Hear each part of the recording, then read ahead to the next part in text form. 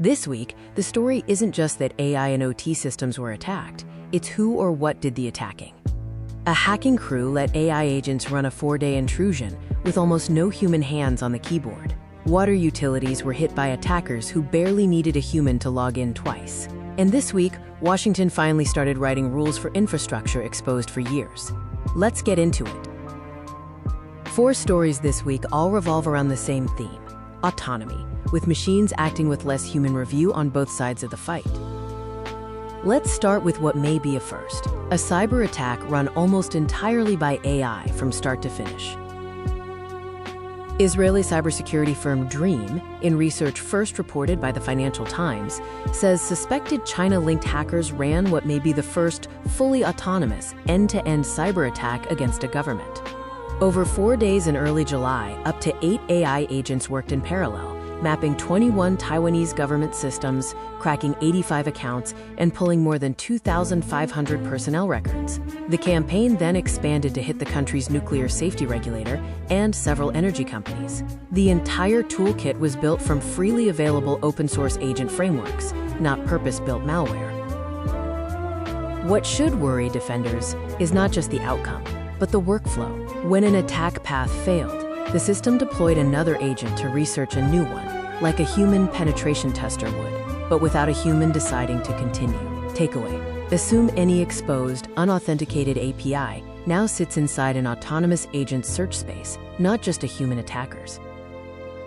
What should worry defenders is not just the outcome, but the workflow. When an attack path failed, the system deployed another agent to research a new one, as a human penetration tester would, but without a human deciding to continue. Takeaway: assume any exposed, unauthenticated API now sits inside an autonomous agent search space, not just a human attacker's. Away from the state-level headlines, researchers disclosed 10 vulnerabilities this week in llama.cpp, the open-source engine that many self-hosted AI tools run on. 2 server-side flaws scored above 9 out of 10 in severity. These memory corruption bugs can crash or potentially hand over the process running your model. Organizations that set up local AI models for privacy or cost reasons inherited a new piece of infrastructure to secure, and most have not added it to their patch cycle yet. Treat your inference server like any other network-facing service. Isolate it, restrict who can call its API, and patch it the day updates arrive. Takeaway: it's just a local model, is not a reason to skip vulnerability management. Now to OT, and the water sector's bad month is not over yet. New Jersey and Alabama utilities were hit in a campaign researchers attribute to Iran-linked actors. It followed the same playbook as late July's Minnesota incident. Internet-facing Rockwell Micrologic's PLCs were remotely reachable, and attackers changed passwords and IP addresses to lock operators out of their controls. Operators in both states detected the attack and fell back to manual operations. There was no compromise of water safety. This is now a pattern, not an anomaly. Internet-facing PLCs are the common thread in every incident this summer. Small municipal utilities remain the visible edge of that exposure because they are least likely to have segmented control networks. What saved these utilities was not a firewall, but operators who knew how to run the plant manually. Takeaway: your manual operations runbook is a security control. Test it like one. Finally, the policy response is moving faster than usual. Senators Schiff and Klobuchar introduced the Water Cyber Shield Act, citing the Minnesota and New Jersey attacks. It would give EPA authority to assess cyber risk at water systems and require fixes.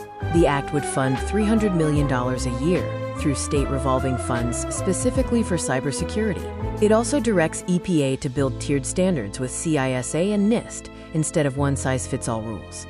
Congressman Gottheimer rolled out a parallel bipartisan infrastructure security plan the same week. For GRC teams at small utilities, the tiered standards language matters most. A 5,000 customer system won't be held to the same bar as a metro utility with a dedicated OT security staff. But it is still working through a committee and not funding you can plan around yet. Takeaway: track this one, but don't wait on it. The CISA mitigations from July's advisory are free and available today. Put these 4 stories together and the theme is autonomy. Attackers running AI agents with less human oversight. Attackers automating the same PLC exploitation across states without needing new skills each time. And now policy starting to build accountability into the water sector instead of leaving it voluntary. The defender's side is still catching up. 4 things to do this week. Treat every exposed API and PLC as if an autonomous agent will find it, because one will. Bring your self-hosted AI infrastructure into your normal patch cycle. Test your manual operations runbook, not just write it. Follow the Water Cyber Shield Act, but don't wait for it. CISA's OT mitigations from July are free and actionable today. That's the week.